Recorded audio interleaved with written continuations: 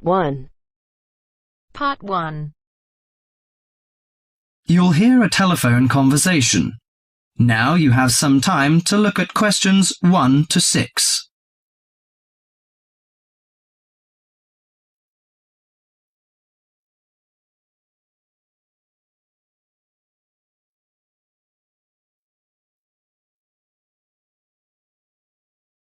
Listen to the conversation and answer questions 1 to 6.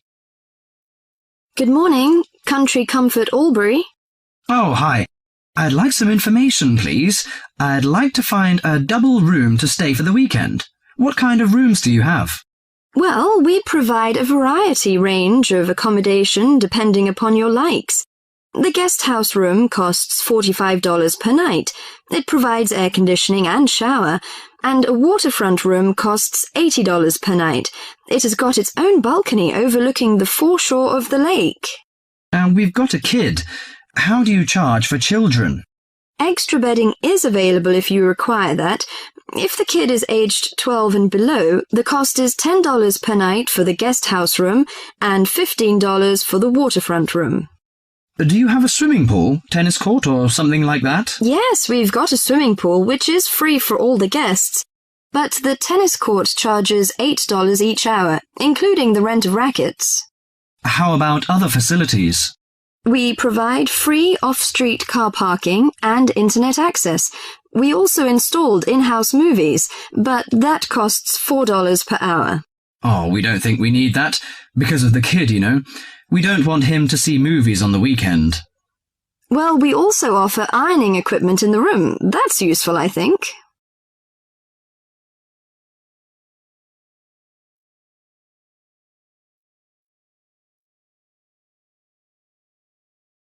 Before listening to the rest of the conversation, you have some time to go through the questions 7 to 10.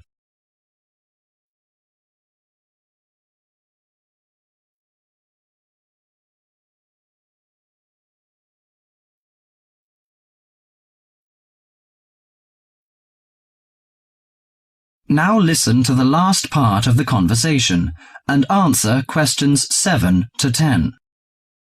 Great! Could you tell me the address? How do we get there? Yes, it's Country Comfort Albury, Albury, at 648 Dean Street, New South Wales. 648 Dean Street, Dean, is that right? Yes. Well, I wonder what activities are available there in this season. You know, we want to have an indulgent weekend in the boring winter. Oh, you'll not get bored here. You know, Albury is the perfect base for alpine skiing. Besides that, winter's frosty alpine air encourages walks through mist-laden valleys. You can walk alongside rushing streams and waterfalls. After returning to the warm and comfortable lounge, you can sit by the open fire. I think this is the ideal time of year to nourish your body at the Salus Spa. The idea of skiing doesn't appeal to me very much, but it sounds good to have a relaxing walk through the valleys. Maybe after that, I'll have a massage and some soaking in the spa. And you know, this hotel is perfectly located in a quiet position off the main highway in central Albury. It's within walking distance of licensed clubs, restaurants, shops, and the central business district. It's known for its excellent cuisine and warm Australian hospitality. Good. It's a good idea to taste the tasty dishes in one of the restaurants. My wife may be interested in shopping. She's always keen on that. I think I'll contact you later. Thank you very much. That is the end of part 1. You now have half a minute to check your answers.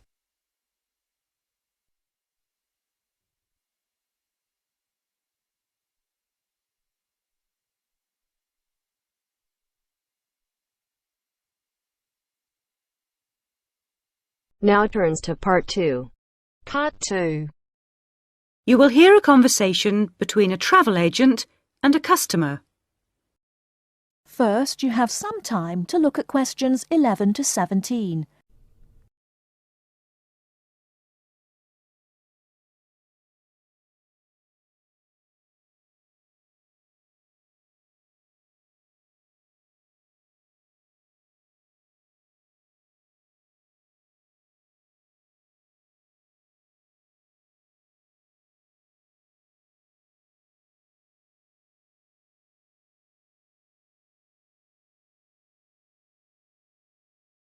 Now, listen carefully and answer questions 11 to 17.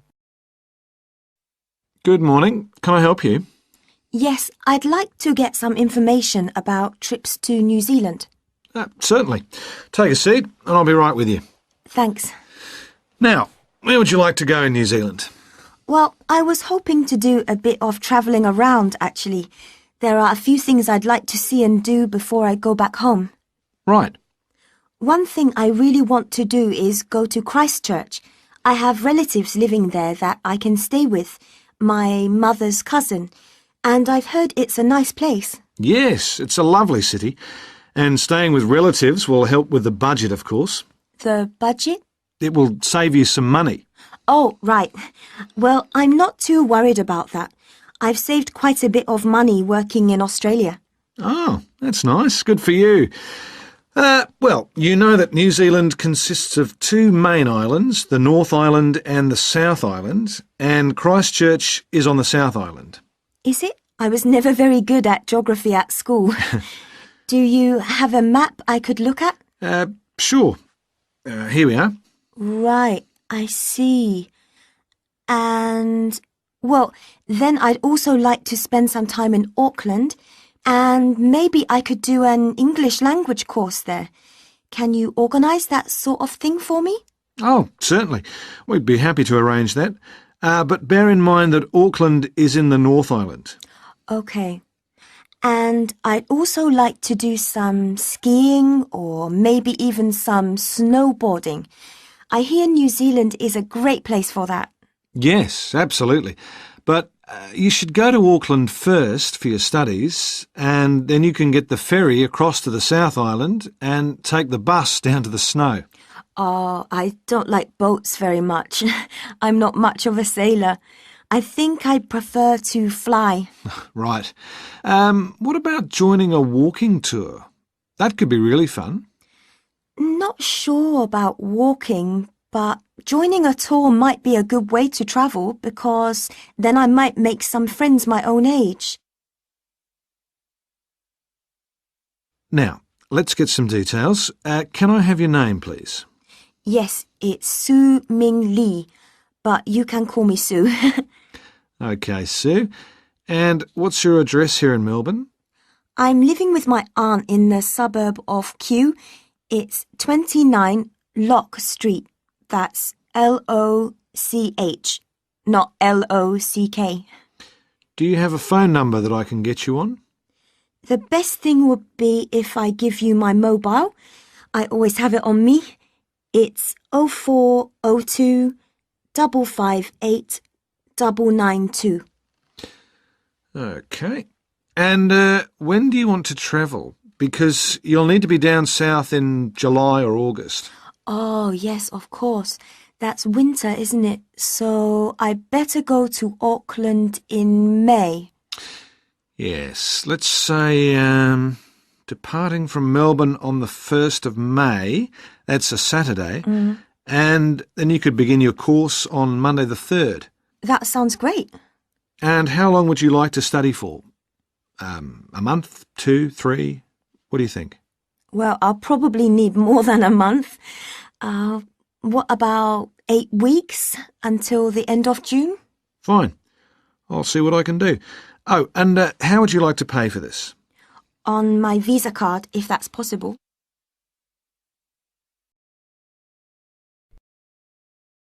Before you hear the rest of the talk, you have some time to look at questions 18 to 20.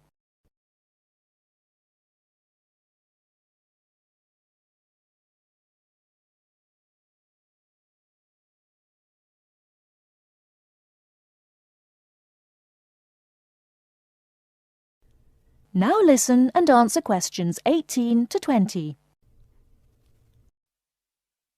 Hello, Sue. It's Angelo from Cosmos Travel here.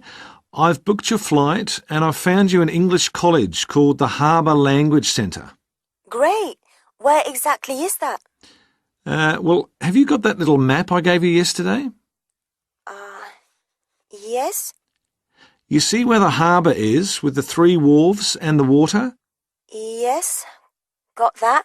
OK, there are 2 parallel streets Quay Street, that's Quay, and Custom Street. The building where the college is located is on Quay Street, opposite Prince's Wharf. Right. Got it. And what about accommodation? Well, I've booked you into a hotel for the first 3 nights, and then the accommodation officer will find you a family to live with. Good. And where's the hotel? It's a short walk from the college, on the corner of Queen Street and City Road. Which corner exactly? On the left-hand side as we're looking at the map. Okay, near the little park. Yes, that's right. And what about a good bookshop? I'm going to need to buy a dictionary and some English books. Yes, well, I believe there's a really good language bookshop on the corner of Custom Street and Queen Street. It's near the college, so that's pretty convenient. Thank you so much. You've been really helpful. That is the end of part 2. You now have half a minute to check your answers.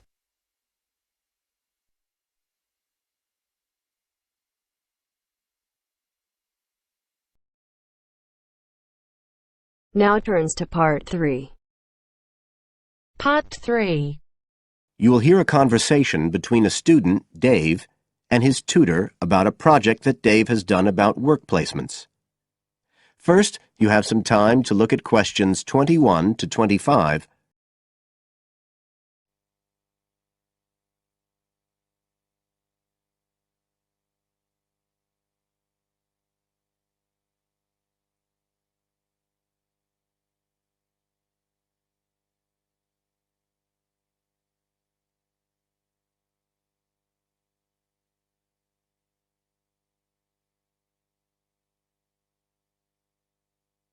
Now listen carefully and answer questions 21 to 25. Good afternoon, Dave. Come on in and take a seat. Hi, Dr. Green. Thanks. Oh, hang on a minute.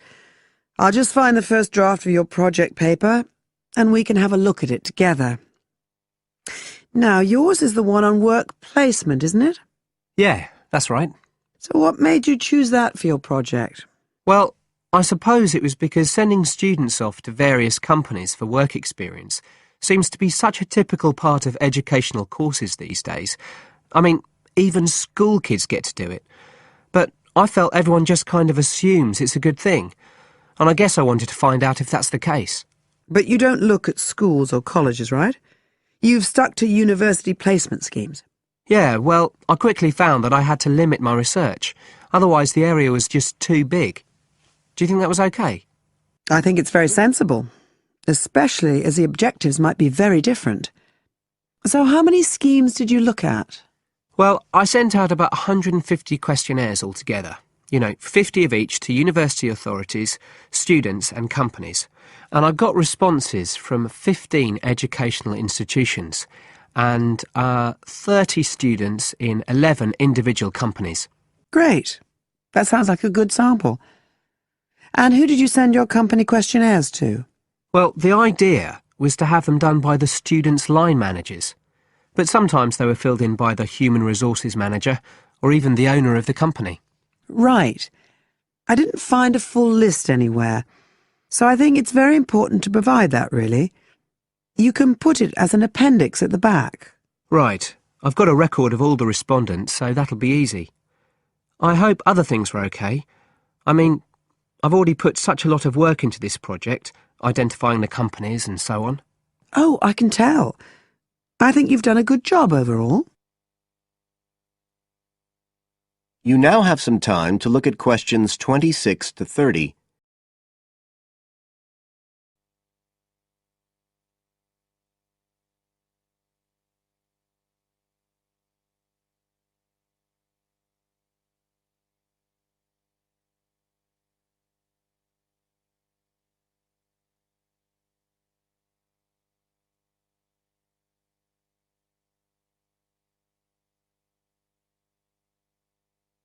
Now listen and answer questions 26 to 30. I thought your questionnaires were excellent, and you'd obviously done lots of background reading, but there were a few problems with the introduction. First of all, I think you need to make some slight changes to the organisation of your information there. At present, it's a bit confused. OK. What did you have in mind? Well, you write quite a bit about work placement in general, but you never explain what you mean by the term. So you think I should give a definition? Exactly. And the introduction is the place to do it. And then, look, you start talking about what's been written on the topic, but it's all a bit mixed up with your own project. So do you think it would be better to have two sections there, like a survey of the literature as the introduction, and then a separate section on the aims of my research? I do. You can include your methods for collecting data in the second section too. It would be much clearer for your reader. You know, establish the background first, then how your work relates to it. It would flow quite nicely then. Yes, I see what you mean. Anyway, moving on. I like the way you've grouped your findings into 3 main topic areas. Well, it became very obvious from the questionnaires that the preparation stage was really important for the whole scheme to work, so I had to look at that first. And I found a huge variation between the different institutions, as you saw. I was wondering if you could give a summary at the end of this stage of what you consider to be the best practice you found. I think that would be very helpful. Right, I'll just make a note of that. What did you think of my second set of findings, on key skills development? For me, this is the core of my whole project, really. And you've handled it very well. I wouldn't want you to make any changes. You've already got a nice final focus on good practice there. Thanks. Right. Now, I think the last part, which deals with the reasons why students don't learn... What, the constraints on learning chapter? Yes, that's the one. I think you need to refer to the evidence from your research a bit more closely here. You know, maybe you could illustrate it with quotations from the questionnaires, or even use any extracts from a student diary if you can, and refer back to what you've written about good practice. That is the end of part 3. You now have half a minute to check your answers.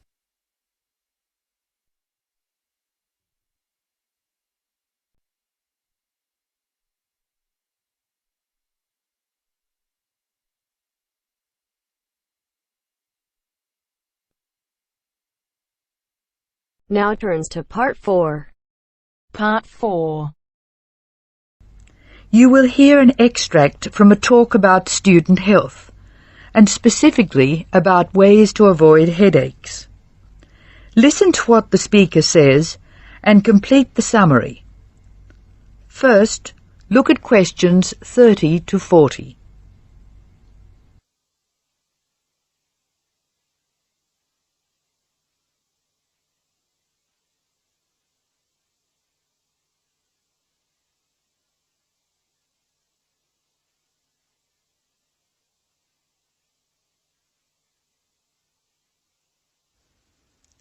As you listen to the talk, answer questions 30 to 40. Complete the summary.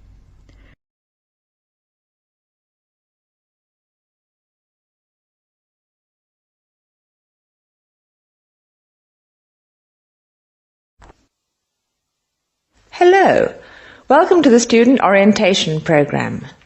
Today's session is on health issues, and this talk is about headaches and how to avoid them.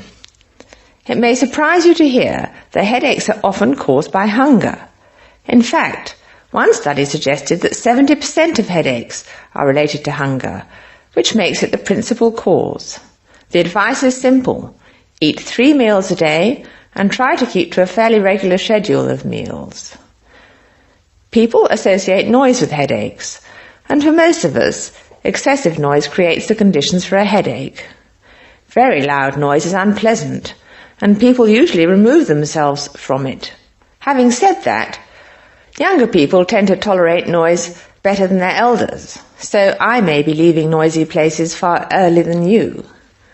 Just remember that exposure to too much noise may predispose you to a headache. Of course, we all associate headaches with studying. In fact, the headache probably doesn't come from the studying so much as from being tense. When we study hard, we often hunch over our work. Try raising your shoulders and tensing them, and now relax. Can you feel how much more comfortable a relaxed stance is? Another thing, it's very important to check that you're working in a good light.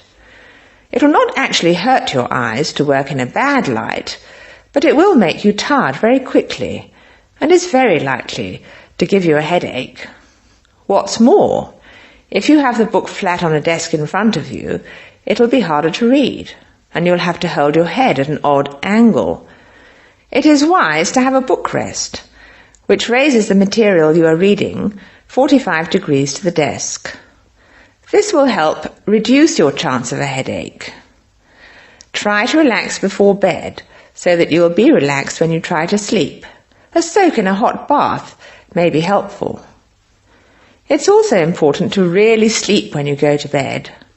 A good mattress is a wise investment for people who want to avoid headaches. This talk seems to keep coming back to tension. Tension may cause you to chew too forcefully, clench your jaw or grind your teeth, and this in turn may lead to headaches. It is very easy to say that you shouldn't grind your teeth, and very hard to stop, particularly if you grind your teeth in your sleep. Try to avoid situations which will make you tense, particularly just before bed. If you do compulsively grind your teeth in your sleep, ask your dentist about a soft mouth guard. In general, try to eat regular meals and avoid tense situations. Be sure you get plenty of exercise. Hopefully your headaches will be greatly reduced. One other thing I should point out, avoid smoky rooms and cars. Such places certainly encourage headaches, and the smoke may be doing you quite serious long-term damage. That is the end of part 4.